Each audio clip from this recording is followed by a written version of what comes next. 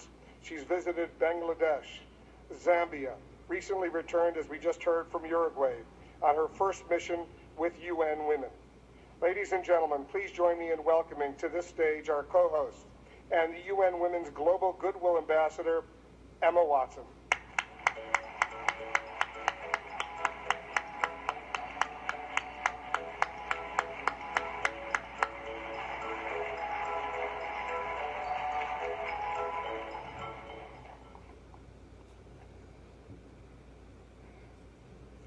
Your Excellencies, UN Secretary General, President of the General Assembly, Executive Director of UN Women, and distinguished guests.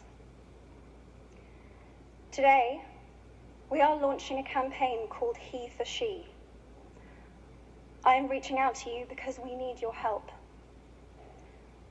We want to end gender inequality, and to do this, we need everyone involved. This is the first campaign of its kind at the UN.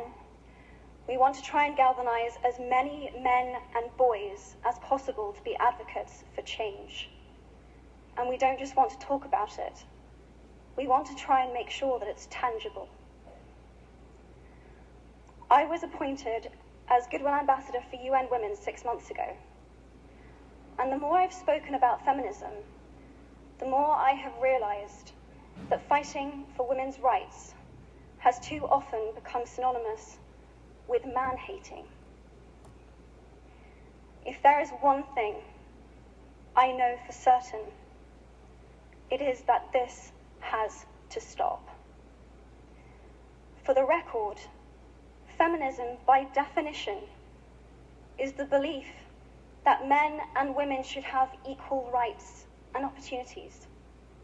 It is the theory of the political, economic, and social equality of the sexes. I started questioning gender-based assumptions a long time ago. When I was 8, I was confused at being called bossy because I wanted to direct the plays that we would put on for our parents, but the boys were not. When at 14, I started to be sexualized by certain elements of the media. When at 15, my girlfriends started dropping out of their beloved sports teams because they didn't want to appear muscly. When at 18, my male friends were unable to express their feelings. I decided that I was a feminist, and this seemed uncomplicated to me. But my recent research has shown me that feminism has become an unpopular word. Women are choosing not to identify as feminist. Apparently, I am among the ranks of women whose expressions are seen as too strong, too aggressive, isolating, and anti-men, unattractive even. Why has the word become such an uncomfortable one? I am from Britain, and I think it is right that I am paid the same as my male counterparts. I think it is right that I should be able to make decisions about my own body. I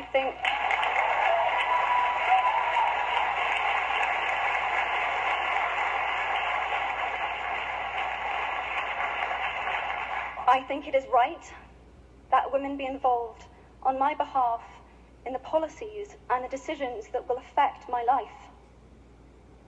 I think it is right that socially I am afforded the same respect as men. But sadly, I can say that there is no one country in the world where all women can expect to receive these rights. No country in the world can yet say that they have achieved gender equality. These rights I consider to be human rights, but I am one of the lucky ones. my life is a sheer privilege because my parents didn't love me less because I was born a daughter. My school did not limit me because I was a girl. My mentors didn't assume that I would go less far because I might give birth to a child one day. These influences were the gender equality ambassadors that made me who I am today. They may not know it, but they are the inadvertent feminists who are changing the world today. We need more of those. And if you still hate the word, it is not the word that is important. It's the idea and the ambition behind it. Because not all women have received the same rights that I have. In fact, statistically, very few have been. In 1997, Hillary Clinton made a famous speech in Beijing about women's rights. Sadly, many of the things that she wanted to change are still true today. But what stood out for me the most was that less than 30% of the audience were male. How can we affect change in the world when only half of it is invited or feel welcome to participate in the conversation? Men, I would like to take this opportunity to extend your formal invitation.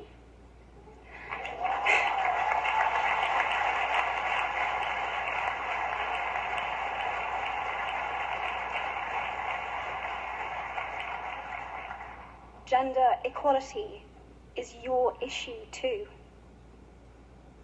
Because to date, I've seen my father's role as a parent being valued less by society, despite my needing his presence as a child as much as my mother's. I've seen young men suffering from mental illness, unable to ask for help, for fear it would make them less of a man or less of a man.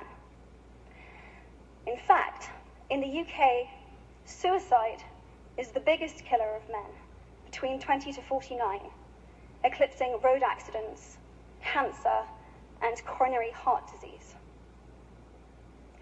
I've seen men made fragile and insecure by a distorted sense of what constitutes male success. Men don't have the benefits of equality either. We don't often talk about men being imprisoned by gender stereotypes, but I can see that they are, and that when they are free, things will change for women as a natural consequence. If men don't have to be aggressive in order to be accepted, women won't feel compelled to be submissive. If men don't have to control, women won't have to be controlled. Both men and women should feel free to be sensitive. Both men and women should feel free to be strong. It is time that we all perceive gender on a spectrum instead of two sets of opposing ideals.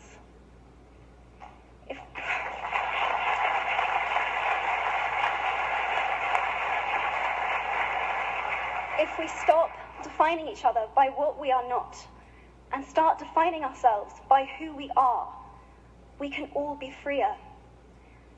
And this is what HeForShe is about. It's about freedom. I want men to take up this mantle so that their daughters, sisters, and mothers can be free from prejudice, but also so that their sons have permission to be vulnerable and human too. Reclaim those parts of themselves they abandoned, and in doing so, be a more true and complete version of themselves. You might be thinking, who is this Harry Potter girl? And what is she doing speaking at the UN? And it's a really good question.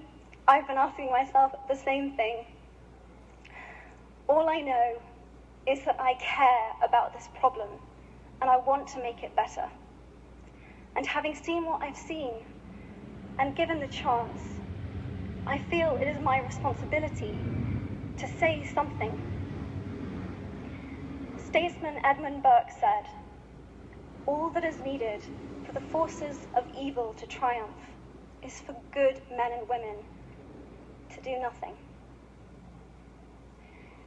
In my nervousness for this speech, and in my moments of doubt, I've told myself firmly, if not me, who? If not now, when? If you have similar doubts when opportunities are presented to you, I hope that those words will be helpful. Because the reality is that if we do nothing, it will take 75 years, or for me to be nearly 100, before women can expect to be paid the same as men for the same work. 15.5 million girls will be married in the next 16 years as children. And at current rates, it won't be until 2086 before all rural African girls can have a secondary education. If you believe in equality, you might be one of those inadvertent feminists that I spoke of earlier. And for this, I applaud you. We are struggling for a uniting word, but the good news is that we have a uniting movement. It is called HeForShe. I am inviting you to step forward, to be seen, and to ask yourself, if not me, who? If not now, when? Thank you very, very much.